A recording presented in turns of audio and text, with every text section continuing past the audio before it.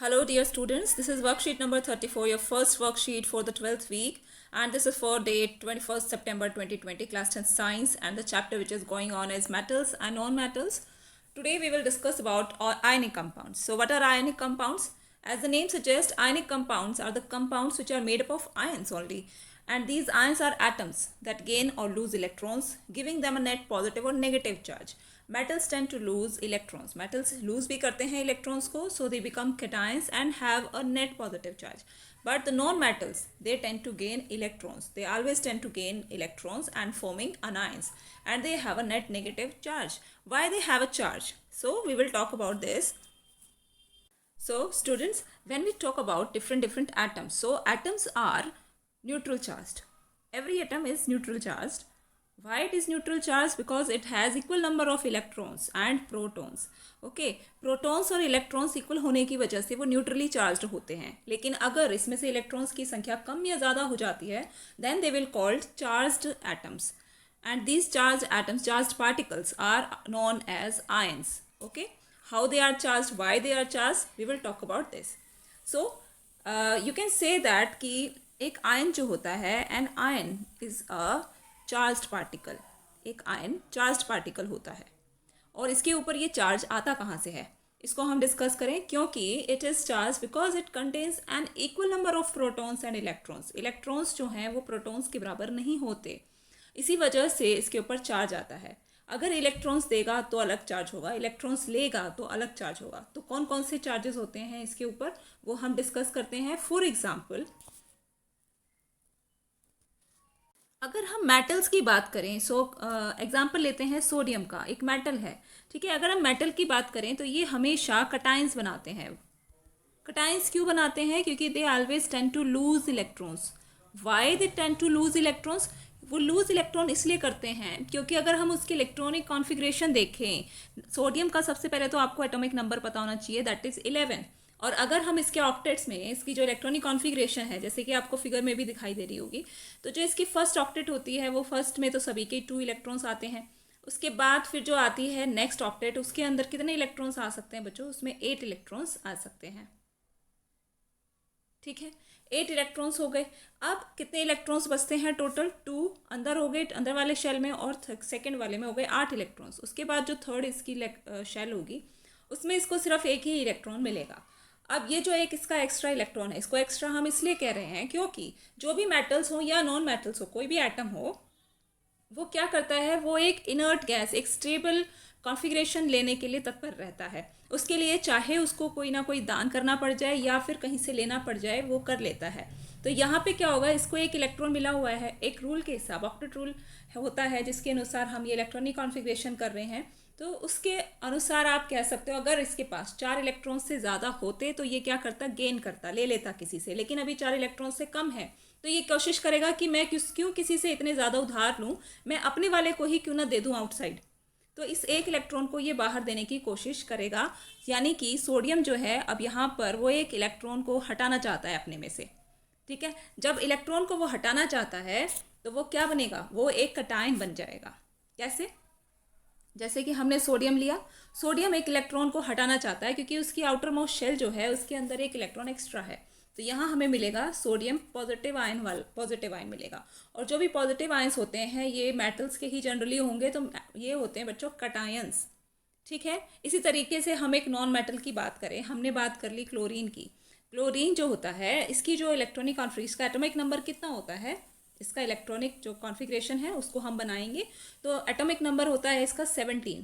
ठीक है, 17 को आप रखेंगे. इसके ऑक्टेट जो है, यहाँ फर्स्ट शेल में आएंगे 2 इलेक्ट्रॉन, सेकंड शेल में आएंगे बच्चों 8 इलेक्ट्रॉन, टोटल हो गए 10 इलेक्ट्रॉन.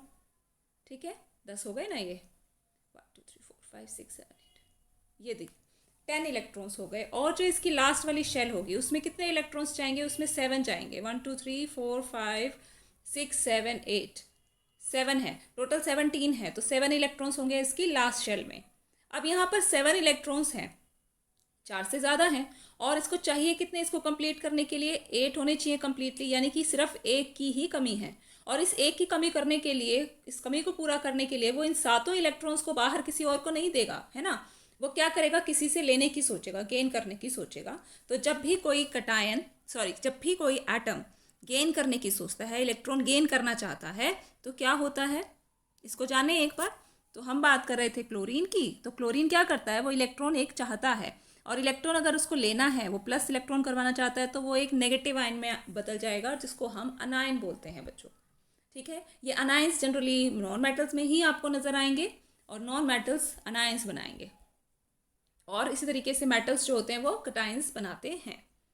तो अब बात हो गई कि सोडियम ने एक इलेक्ट्रॉन एक्स्ट्रा है उसके आउटर मोस्ट शेल में इनर्ट गैस कॉन्फ़िगरेशन पाने के लिए, वो उसको देना चाहता है। दूसरी हमने एक और एग्जांपल लिया क्लोरीन का, जो कि क्लोरीन क्या करना चाहता है, वो अपने एक इलेक्ट्रॉन को लेना चाहता है किसी और से, कहीं से एक इलेक्ट्रॉन मिल जाए बस। ठीक है, तो आगे बढ़े, इसको फिर आगे पढ़ेंगे कि आगे क्या होगा। तो चलिए, आयोनिक कंपाउंड्स जो होते हैं वो इसी तरीके से बनते हैं। तो मेटल्स हमेशा जो है इलेक्ट्रॉन्स को देना चाहते हैं, कटायंस बनाते हैं, पॉजिटिव चार्ज वाले होते हैं। नॉन मेटल्स जो होते हैं वो इलेक्ट्रॉन्स को गेन करना चाहते हैं, अनायंस बनाते हैं, और नेगेटिव चार्ज वाले होते हैं।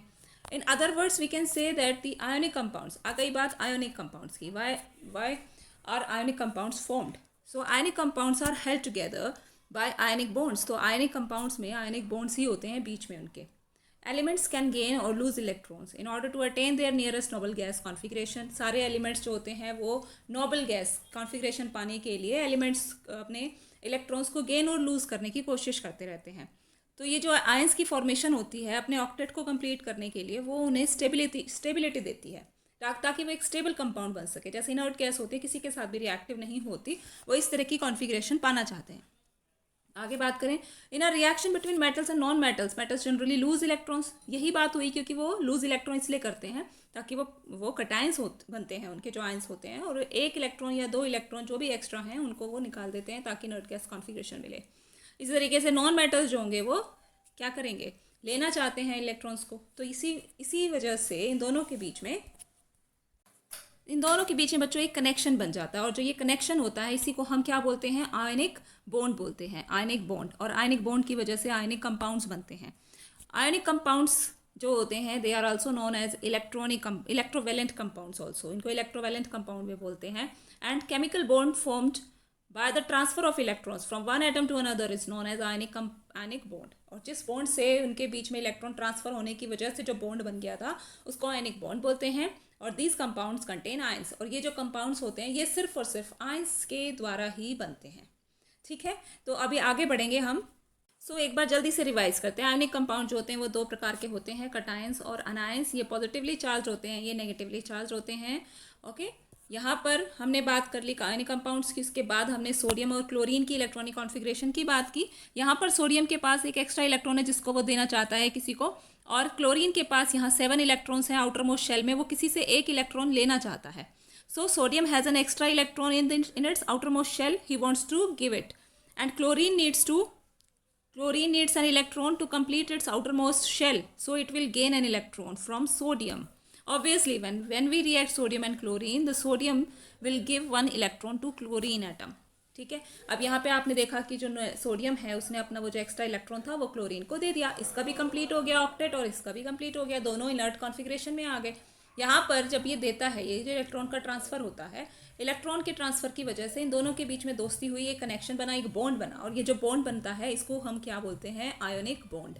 और आयोनिक बॉन्ड की वजह से जो कंपाउंड्स बनते हैं, आयोनिक बॉन्ड्स की वजह से जो कंपाउंड्स बनते हैं आयंस को लेकर, वो कंपाउंड्स आयोनिक कंपाउंड्स या इलेक्ट्रोवेलेंट कंपाउंड्स कहलाते हैं। ठीक है, तो आपको समझ आ गया कि न्यूट्रल एटम जब भी, कोई भी न्यूट्रल एटम जब लॉस ऑफ इलेक्ट्रॉन करता है, अपने इलेक्ट्रॉन को किसी और को देना चाहता है, तो वो कटायन कहलाता है और पॉजिटिवली चार्ज रहता है। इस डायग्राम को हमेशा अपने दिमाग में एक पिक्चर की तरह रखो। जब कोई न्यूट्रल एटम गेन करना चाहता है इलेक्ट्रॉन, यानी कि वो किसी से इलेक्ट्रॉन्स को लेना चाहता है, तो वो अनायन कहलाता है और नेगेटिवली चार्ज कहलाता है। ठीक है, ये हुई बात अनायंस और कटायंस के आने compounds. Formation of sodium chloride हम डायग्रामेटिकली इसमें से देख सकते हैं। सोडियम क्लोरीन को जब एक इलेक्ट्रॉन दे रहा है, तो यहाँ दोनों के बीच में आयनिक बॉन्ड बनेगा, और यहाँ सोडियम ने एक इलेक्ट्रॉन दे दिया है, क्लोरीन ने एक इलेक्ट्रॉन ऐड कर लिया है, तो इस तरीके से ये सोडियम क्लोराइड जो है वो कंपाउंड बनता है। यहाँ फॉर्मेशन ऑफ मैग्नीशियम क्लोराइड भी दिया हुआ है। तो मैग्नीशियम जो है वो 2 इलेक्ट्रॉन्स को देना चाहता है, क्लोरीन 2 इलेक्ट्रॉन्स को लेना चाहता है। क्यों? क्योंकि यहाँ पर अगर आप देखोगे तो इसका फॉर्मूला होता है MgCl2। तो यानी कि क्लोरीन के 2 एटम्स हैं, तो क्लोरीन के 2 एटम्स यानी कि 2 इलेक्ट्रॉन्स चाहिए होंगे, दोनों को एक एक चाहिएगा। तो मैग्नीशियम के जो 2 इलेक्ट्रॉन्स वो देना चाहता है, उन दोनों इलेक्ट्रॉन्स को वो एक एक क्लोरीन एटम को दे देगा।